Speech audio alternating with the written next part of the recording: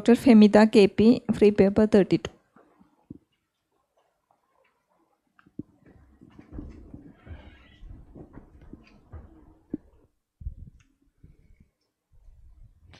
Good afternoon. Today I am presenting optical coherence tomography patterns in diabetic macular edema among patients with a diabetic kidney disease. Objective of the study to determine the OCT patterns observed in DME among patients with a DKD. Introduction. OCT plays an important role in identifying various morphological patterns and prognostic biomarker in patients with a diabetic macular edema. DKD, one of the most common complications, has similar pathogenesis with diabetic retinopathy. The aim of our study was to recognize if a particular pattern of DME present in patients with DKD, which will help to refer the patient to the nephrologist at the earliest. The study design cross-sectional study population where patients with type 2 diabetes mellitus with center involving diabetic macular edema who attended July 2022 to June 2024 at a tertiary eye care center. The sample size 104 DKD patients. We also analyzed 22 non-DKD patients. Inclusion criteria: type 2 diabetes mellitus with central involving DME among DKD patients. If bilateral CIDME, the worst eye was selected, and also subject cooperation for OCT and fundus photography, and good quality of OCT scan and adequate media clarity for fundus images. Exclusion criteria: type 1 diabetes mellitus, non-center involving diabetic macular edema, uncontrolled hypertension, laser or ocular surgery or anti-VEGF injection in the preceding 6 months, and pregnancy and other causes of macular edema. Materials and method: after ocular and medical history, complete ophthalmic examination including visual acuity by Snell and Start, which convert to logMAR, IOP by Goldman and applanation tonometry, slit lamp microscopy, fundus examination was done. Investigation: digital mydriatic fundus photography, one disc centered and one macula centered image was selected, and OCT horizontal 6 mm raster scan were selected, and blood investigation where HbA1c, fasting lipid profile and serum creatinine was done, and blood pressure also recorded. Diabetic retinopathy graded into 5 groups by International Classification of Diabetic Retinopathy and DME. Then OCT classified into 5 groups, that is diffuse, cystoid, serous, vitreomacular traction and mixed type. The grading of DKD done by CKD EPI formula, which uses EGFR calculator, which require serum creatinine, age and gender of the patient.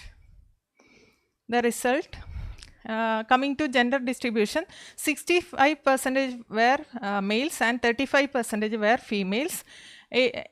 Age distribution, the most of the patient in an age group of 60 to 70 years, least common age group was 40 to 50 years. The majority of patients had more than 10 years of duration of diabetes, and the severity of diabetic retinopathy, majority of the patient had severe NPDR and moderate NPDR. This chart shows our result, which concluded that in diabetic kidney disease as well as non-diabetic kidney disease, the most common pattern was cystoid macular edema. Discussion: there are few studies about this topic. One retrospective study conducted by Ku et al., who found that serous was the most common pattern, and they used albuminuria as a measure of kidney function. Only one Indian study, it was also a retrospective study, who found that the cystoid macular edema was the most common pattern, and they use EGFR as a measure of kidney function. In our study also, we found that the cystoid macular edema was the most common pattern. The strength of our study, it was a prospective study, and we had a control group, though it was very small.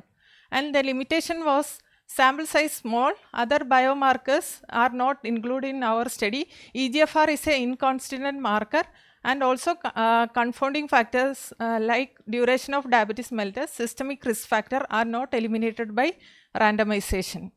In conclusion, the cystoid macular edema is the most common OCT pattern observed in diabetic macular edema patients with a DKD. We also observed that CME is the most common pattern in non-DKD patient as well. It's a good presentation.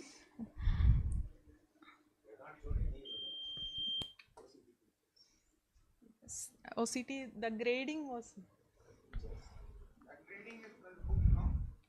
Otanit et al. Yes, that. This is from book, this Otani classification. Yes.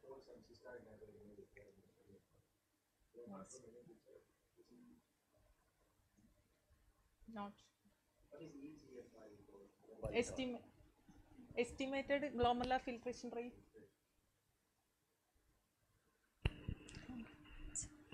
A general comment to all the students over here. Again and again, we are getting retina pediatrics.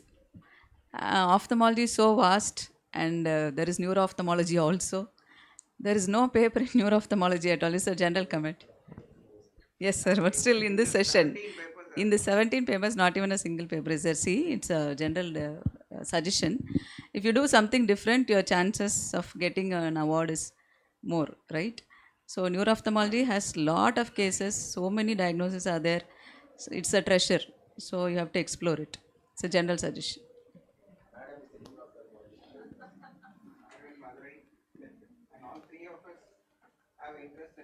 That doesn't matter. No, all your presentations are good. I'll accept that. You're prepared well. But, to get an award, it should be little bit ahead. That means you must show what is it, how is it different from other existing, at least to an extent. So variation. So what you learn from this. Some people say you need a bigger, or that is the commonest comment. Limitation of the study is the number, because once they announce KSOS, you start your study within 3 to 6 months. You try to finish. It's all right, but you try to show that something new, something very, but don't do anything unethical. With the consent is very good. Then the chances of coming to the top level. Can't promise an award, but it will be good. All of you are presenting well. Like example, small things like your abbreviations and all you avoid.